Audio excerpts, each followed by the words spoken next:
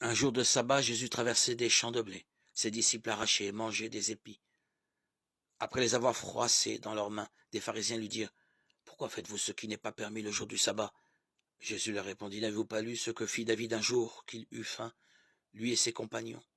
Il entra dans la maison de Dieu, prit les pains de l'offrande, en mangea, et en donna à ses compagnons, alors que les prêtres seuls ont la permission d'en manger. » Jésus leur disait encore: « Le Fils de l'homme est maître du sabbat. » Un autre jour de sabbat, Jésus était entré dans la synagogue et enseignait. Il y avait là un homme dont la main droite était paralysée. Les scribes et les pharisiens observaient Jésus afin de voir s'il ferait une guérison le jour du sabbat.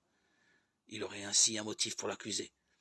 Mais il connaissait leurs pensées. Il dit à l'homme qui avait la main paralysée: « Lève-toi et reste debout devant tout le monde. » L'homme se leva et se tint debout. Jésus leur dit: « Je vous le demande, est-il permis le jour du sabbat de faire le bien ou de faire le mal, de sauver une vie ou de la perdre ?» Alors, promenant son regard sur eux tous, il dit à l'homme: « Étends ta main. » Il le fit et sa main redevient normale.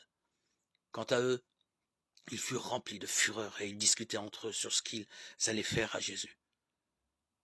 En ce jour-là, Jésus s'en alla dans la montagne pour prier. Et il passa la nuit à prier Dieu. Le jour venu, il appela ses disciples, en choisit 12, et leur donna le nom d'apôtres. Simon, auquel il donna le nom de Pierre, André, son frère, Jacques, Jean, Philippe, Barthélemy, Matthieu, Thomas, Jacques, fils d'Alphée, Simon appelé le Zélote, Jude, fils de Jacques, et Judas Iscariote, celui qui fut le traître. Luc 6, 1, 12.